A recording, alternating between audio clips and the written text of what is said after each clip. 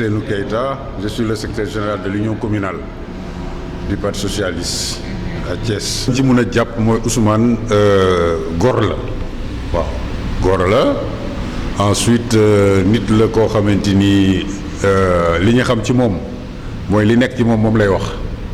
waaw ensuite xam nañu ne également ku oyof la ku yomb aborder la ku yomb waxal la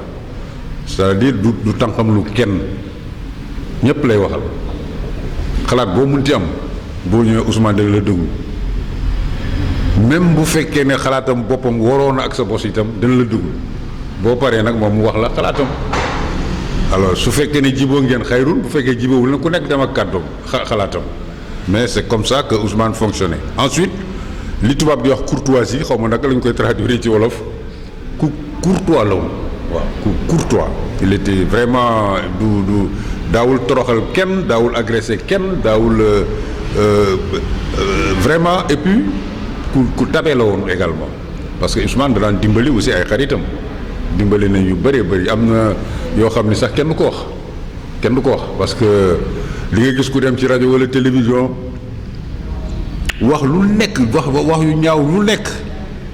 jëmale ko ci Ousmane nga dem kër Ousmane fekk ko fa Ousmane génn enveloppe jox ko te doo mës a dégg mu wax ko kooku man am naa ci lu wóor ay preuve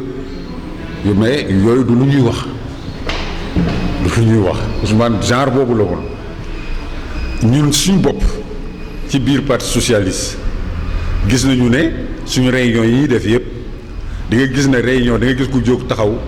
wax Ousmane Tanor Dieng lu nekk mu wax ko mais doo mës a dégg Ousmane Tanor jël micro tontu ko dafay noppi rek da ngay wax mu noppi rek su paree mu joxe parole bi keneen wala bu demee bay tirer conclusion mu tirer conclusion dem kooku Sénégal yëpp d'ailleurs ànd nañ ci parce que gis nañu ne tous les responsables politiques du Sénégal amul ci kenn amul exception ku ci nekk mës nañu laa dégg ci rajo wala ci télévision nga wax joo xam ne du noonu jëmale ci nit wala jëmale ci leneen mais kenn mënu nga wax ne mës nañu dégg Ousmane Tanor wala ñu gis ko ci télévision mu wax jëmale ci nit wala mu wax leneen lu dul noonu ça c'est des marques de la personnalité de l'homme bon politique nag moom boo ci nekkee faw nga am ay adversaires mënut a ñàkk parce que képp koo xam ni bokku leen jëmukaay déjà sa adversaire la pire encore ki nga xam ne day xëccoog yow nga ni am nguur gi te moom amu ko kooku moo gën a nekk encore sa adversaire du la waxal dara lu baax mais kooku du dara parce que politique moo bindoo noonu comme xëccoo la ki ñàkk toujours dafay am position bu fekkee ne gorewul lool position bu mel noonu leer mais en tout cas li ñu mën a jàpp ci Ousmane daal en tout cas parti bi moom leer na ni ba Abdou Diouf di dem suñu joxoon parti bi keneen ku dul Ousmane Tanor Dieng kon parti bi yàqu na ça c'est sûr donc lui son mérite c'est d'avoir tenu le parti socialiste indi ko ba fi mu nekk fii dem bi nag bett na ñëpp waaw parce que liggéey bi desoon na mais quand même disons que xàll na yoon bi léegi ñi fi des ñoom ñoo war a xam nag nu ñuy def ba jaar ci yoon bi ba yóbbu parti bi fu mu war a. Mbengue Ndiaye d'abord moo toppoon ci moom parce que ñun suñu parti la boo xam ne li tubaab di wax structuré c'est hiérarchisé dafa am kilifa am ñu ci topp am ñu ci topp ba ci suuf parti bi noonu la bindoo bon bu fu nekkulee statut yi dafa leer dafa am koo xam ni ci topp ci moom mooy koy wuutu yàlla def na Aminata Mbengue Ndiaye la donc moo koy wuutu bon Aminata Mbengue Ndiaye nag kenn du ko jàngal politique man mii di wax rek moo ma jëkk ci politique foofu waaw xam ñëpp xam dégg nañ ko ci temps depuis Abdou Diouf mu nekkoon fi ministre ci temps Abdou Diouf li fi Abdou Diouf nekk yëpp ministre la woon bon alors jóge fii également boobu ba léegi mu nekk ci politique bi ñu proposé ko nag lu nekk mu bañ alors bu toogee ba léegi nag nekk secrétaire général du parti socialiste mais njort mën naa rafet que ni véritablement en tout cas am na atout ak arme yi nga xam ni mën na ko may mu doxal ko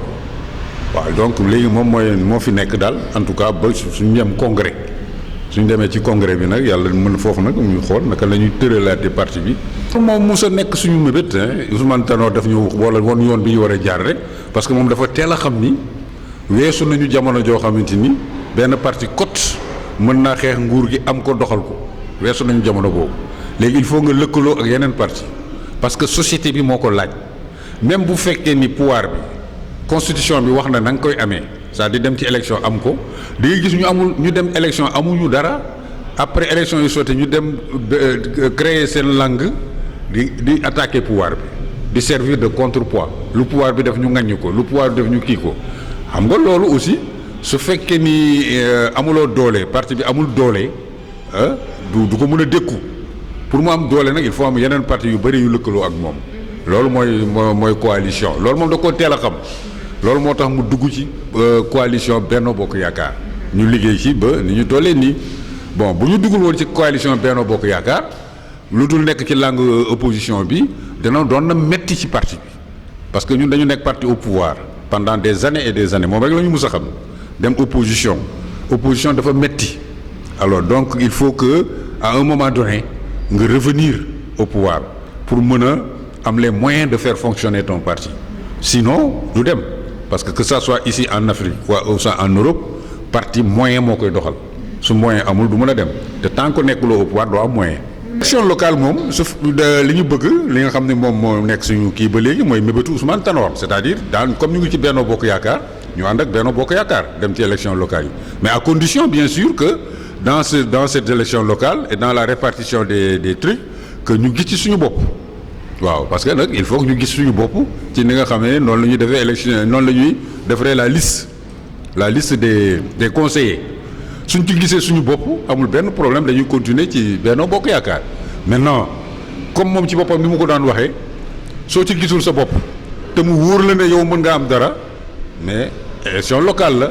dara empêché wu la nga demal sa bopp wala nga seet koo xamante ni mën nga ànd ak moom nga am dara nga dem ànd ak moom. oh bon Ousmane xam nga ne nu mu génnee àddina dafa bettoon ñëpp moo tax pratiquement on va dire des derniers semestres 2019 nit ñi dañ ko mettal trop ba nga xam ni dafa meloon ni dafa neutraliser ñëpp bon ñu jóge ci tout de suite après rek en janvier ñu déclaré pandémie bi dal àddina bi yëpp te épargné wul Sénégal donc mu fekk fii naqar après ñu tegaat ci beneen naqar ak ay yeneen jafe-jafe wante Ousmane moom dafa nekkoon koo xam ni ba léegi mi ngi nekk présent ci suñu esprit ci suñu xel yi aussi parce que moom dafa amoon relation particulière on va dire avec chaque camarade du parti dafa amoon aussi relation particulière ñoo xam ni au-delà de la politique sax ay frères am lañu ay sœurs am lañu woon. vous savez xam nga koo xam ne nii mi ngi gérer parti bi depuis on va dire 20 ans nekkoon aussi jigéen ki formé parti bi muy feu Léopold Sédar Senghor le président Senghor nekkoon conseiller nekkoon un diplomate reconnu partout dans le monde yore parti bi pendant 20 ans bon man je pense que su jógee àddina bon dina naqarlu ñu bari su jógee àddina aussi jóge ci parti bi il faut mu am impact dina am impact boo xam ni d'abord impact politique lay nekk dina am impact boo xam ni impact social lay nekk dina am impact boo xam ni impact économique lay nekk pourquoi parce que Ousmane ñëpp xamoon nu mu doon def ci parti bi ak nu mu yore woon parti bi ak fu ñi nga xam ni camarade du parti la ñu même ñi nekkul camarade du parti ñu mu xam intervention yi mu daan def interaction yi mu daan def ci nit ñi suñ mosaan am lu ñu war a mandargal lu ñu war a faj Ousmane daf ci daan taxaw su mënul taxaw day yónnee donc xam nga yooyu yëpp il faut mu manquer nit ñi bon socialement bon Ousmane ñëpp xam aussi ni mu daan relation yi mu amoon bénéfique avec nit ñu bari au niveau du parti et en dehors du parti. Et Ousmane Tanor Dieng, capacité d'abord intellectuelle, capacité politique, capacité humanisme, parce que Ousmane nañu bu kenn fàtte ni ñi ko combattoon dañu bari te pourtant réussiroon na tout le temps à regrouper la famille socialiste moom moo nekkoon point fort am. waxoon na aussi nii comme dañu gagner ensemble ñu gouverner ensemble loolu aussi daf ci taxawoon. waxoon na aussi nii parti socialiste son rôle c'est la conquête du pouvoir fii ñu toog ni salle bi à chaque fois su ma sa ñëw Thiès daf koy répéter fii donc ki nga xam ni moom la bureau politique choisiroon pour mu nekk adjointe muy madame Aminata Mbengue Ndiaye maa ngi koy nuyu au passage. Bon man je pense que mi ngi ci tànk Ousmane Tanor Dieng parce que Tanor moo ñu ko gënoon xam donc luñ koy souhaiter mooy aussi mu jaar ci tànk Ousmane ñu jëmale parti bi vers le pouvoir. yaa ngi wax parti bi vers le pouvoir avant pouvoir am nañ li nga xamante ne mooy élection législative yi maanaam élection locale yi ban taxawa fan la ñuy xaar ki nga xamante ne ñi nga xam ne ñooy waa parti socialiste vis-à-vis que ñi nga xam ne ñoom la ñu àndal ñu ne ni président Macky Sall mën nañ ne ci dernier mandat la nekk. Oui voilà xam nga actuellement waxaguñu affaire législative bi def naa ni réaction amagul. Pour le moment ñu ngi ci coalition Benno Bokk Yaakaar ñi ciy liggéey ñu ngi ciy liggéey mais décision pour nan la ñuy demee législative bi parti bi def ci joxegul dogal wàccees aussi ñun union communale bi waxaguñ ci mais def naa ni ku nekk ngi fagaru ci sa base ak ci sa côté en tout cas ñun au niveau de ci suñu coordination ñoo ngi fagaru pour aussi dem élection législative yi ñëw maintenant nu ñu koy defee ak ku ñuy àndal yooyu yëpp ñu ngi koy tënk après su fekkee ne ni suñu parti joxe na directive su fekkee ne aussi suñu parti jox nañu aussi ndigal boo xam ne nii kan ak kan la ñu war a àndal ak nu ñu koy defee. Khady Diakhaté dëkk di militer ci zone nord responsable coordination ci zone nord ci laa ko. li mu ñu def kay xanaa wéetal ñu xanaa ñuy fàttaliku ci moom te mënuñu koo fàtte ñu ngi koy jooy ba léegi te noppeegunu ndax ku amoon yëg la si jigéen ñi. ku jàppale woon jigéen ñi ku fonkoon jigéen ñi ne am fu mu ñu teg ñun ba léegi dañ koy jooy noppeeguñu ndax baaxam ak laa biiram ci jigéen ñi am fu mu ñu jëmee woon te yàlla dogal li am mu metti ñu lool ñu di ko jooy ba léegi ñu ngi ci taxaw am Pastef boobu fas yéene képp koo xam ne taxaw na ci palaasam ñu ànd ak moom li ni mu ko bëggee woon ñaan na yàlla def nu ko gën a rafet jàppale kooku incha allah rab ba fu mu bëggoon mu yegg yàlla yeggale ko fa waaw. xanaa takku rek ànd ak moom takku ànd ak moom liggéey gën a takku gën a liggéey pour parti bi jëm kanam ndax Aminata Mbengue Ndiaye nag moo ko Ousmane Tanor Dieng benn la ñu woon ndax dafa toppoon ci moom rëkk di liggéey bi te xam naa ne su taxawee na fa fa Ousmane Tanor jaar tegoon tànkam fa la koy teg rek du ko tegg ñu itam foofu la ñu fas yéene teg suñu tànk rek ba lu ñu yàlla jox ñu jël. macha allah ñu ngi fi ñu ne woon ba tey ñu ngi fi de ña jàppoon ba léegi ñu ngi jàpp su yokkuwul wàññeekuwul ndax suñu responsable bi ñu yore fii moom itam ku takku la ku jàppale jigéen ñi la te ba léegi fi mu ñu teg fa la ñu teg ñu ngi ñuy jàppale ñu ngi daje chaque lu dañuy daje fii di fi liggéey lu rëy muy gën a yokk di ñu dimbali fa ñu Ousmane tegoon moom itam fa la ñu teg yëkkati xaalisam jox nu ko ñuy daje chaque le 8 di liggéey le 8 bu ne danañ génne ñaari jigéen wala ñett jox leen lu mat 1 million pour ñuy liggéey le 8 ñu ñëw versé di def di liggéey su le 8 jotee ñu dikk ñuy fay ñuy lebalaat leen ñu ngi liggéey bu am fayda ci parti fii ci siège bi ñun daal ñu ngi toog ñun ay ndaw lañu dafa am ñu jiite ñu jiite fu ñu jublu rek ñu takku ànd ak ñoom bu xamaguñu nag fi ñuy jëm ñu ngi toog ñu ngi waxtaan heure boo xamee ni nee nañu àcc leen rek fa ñuy jëm fa ñu suñu parti jëme rek dañuy ànd ak moom incha allah liggéey ci kàttanu yàlla. Ndiaye Brin, secrétaire général du bloc populaire sénégalais, parti allié au parti socialiste. maa ngi sant yàlla bi ma rencontré Ousmane Tanor Dieng boobu temps maa ngi ànd jëf après ñu waxtaan mu ne ma dama bëgg daal nga ñëw si élection yi fii Thiès wax ma la nga ñëw sama parti de mais dafa nga ñëw comme la ngay xeexal pour sa dëkk loolu mu jël moo gën ngay xeex comme ça rek sa dafa am responsabilité. C'est comme ça que nous sommes rencontrés en 94 ma créé ma defal benn mouvement bu tudd ànd ji kii Armée Rouge ñu waxtaan ma gis koo xam daal vraiment moom yaakaar naa ne dafa fermé mais dafa ubbeeku mën xarit aussi waaw vraiment waaw Tanor ku mën xarit dan na wax en français vraiment j'aide mes amis et je combats mes adversaires ku mën xarit la ku sincère la ku bëgg dëgg la aussi ku ubbeeku la tam parce que nekkoon na secrétaire général adjoint kii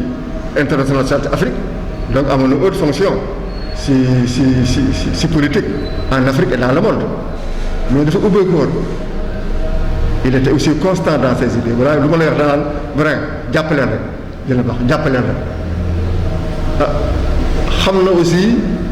que parti socialiste mënul dem moom kenn rek jël réew mi wala mu jël gouvernement moo taxoon mu jigi ñi ko doon xeex yëpp wala ñu ko xeex ba mu daanu dafa nekk seen xarit jàpp loxo Moustapha Niass nekk xaritu Dansokho nekkat xaritu Bathily ñu nekkoon si gauche yëpp di xeex parti socialiste bi ñu ànd di xeexu Ablaye Wade moo daan dem di leen seeti ànd naa moom mu dem kër Bathily ànd naa moom mu dem yéen kër yu bëri di wax vrai on ne peut pas reprendre le pouvoir seul il faut ñu ubbeeku il faut ñu jàppalante ak yeneen branche socialisme ak yeneen camarades yi pour ñu au pouvoir xam naa si moom daal dëgg xam naa si moom aussi loyal parce que Macky wóolu ma ko trop parce que man daanaa waxtaan ak moom ma naan bu dee président de vraiment fonk lu muy def dina ñu laaj mën na tam ñu tam booy ànd ak moom vraiment di xeex lu mu si mën dina def pour bañ nga sonn sa xeex vraiment il était généreux aussi vraiment fois da ko doon partage bu ngeen di xeex lu ngeen war a am pour affaire bu yemb da koy def am na tam lu ma seet si moom ku màndu la Tanor ñëpp xam nañu boo duggee bureau di wax keneen lenn la lay wax en bon Tanor di wax kenn commentaire kii nii la mel kii nii la def te moo la gën a xam li ma li ngay wax de waaye xam nga li may wax en bon Tanor ñëpp xam na si moom en bon day mel ne xamul dara jikko bi yëpp mooy en bon mu xamul nit ñi si xam na ñëpp xamul li muy dox si xam na lépp mais dafa màndu pour mu critiquer nit wala nga dégg wax nit ba mu ŋàññi ko wala xam naa si moom dara wala nii la mel mosuma ko dégg sax su fréquenté na ko pendant 16 ans kon nag kooku bu ko fa yàlla jëlee tey man tam je lui dois mon poste là au conseil bi ñu ko tabbee au conseil des présidents au conseil woo ma nag man damaa jékki-jékki rek ñu woo ma ni ma si nga bopp moom sax waxuma ni Brin daana tànn teg la ci au conseil maanaam koo xam ne booy ànd ko du la promettre Tanor da ngeen xeex bu wala ngeen defal mën a kaay nee na defal nangam il ne promet pas da nga yéewu ba ni daal li mu la yéene mu defal man ne damaa yéewu ñu wax ma ni ma yaa au conseil fekk mi président xamoon naa nag du da wàcc ma xamoon naa ne dem fenn si yóbbaale ma man parce que am na fu ma tegoon wax dëgg yàlla waxuma si parti bi mais ñi ko entouré woon amoon na considération si man mais du promettre su li mu la wax da koy def loolu nag jàngal la boo xam ni xale yi war nañ see jàng que pouvoir da nga koy am perte ko que pouvoir dafa am endurance nekk pouvoir ba 2000 ñëpp xeex la nga toog ak 12 ans door a ñëwaat kooku persévérance la xale yi war nañoo jàngaat du lépp du sotti tey damay militer tey am responsabilité tey mais loolu léegi booy militer sax doo wut responsabilité da nga militer parce que da nga am loo gëm bu sottee alhamdulilah bu sottiwul nga xam ni noonu la mais damay jug naag sa parti tey laa fi militer war naa nekk conseiller war naa nekk secrétaire général war naa nekk député war naa nekk ministre parce que ma dëgg la damaa sonn loolu lay xale yi xeex sa loolu moo baaxul si biir militant xale day am conviction militant day am conviction xaar ba parce que destin ak conviction bokkul ku ne woon ab la Ousmane Tanor Dieng dina quitté daaw kenn ko gëm donc li yàlla dama si yow day am mais li nga war a def daf ko rek loolu la noo jàngal so loolu la ñu bëgg a jàngal xale yi ak militant yi yàlla may ndam te yàlla yëkkatal ko sa kaw pays yu gën a sori sa àjjana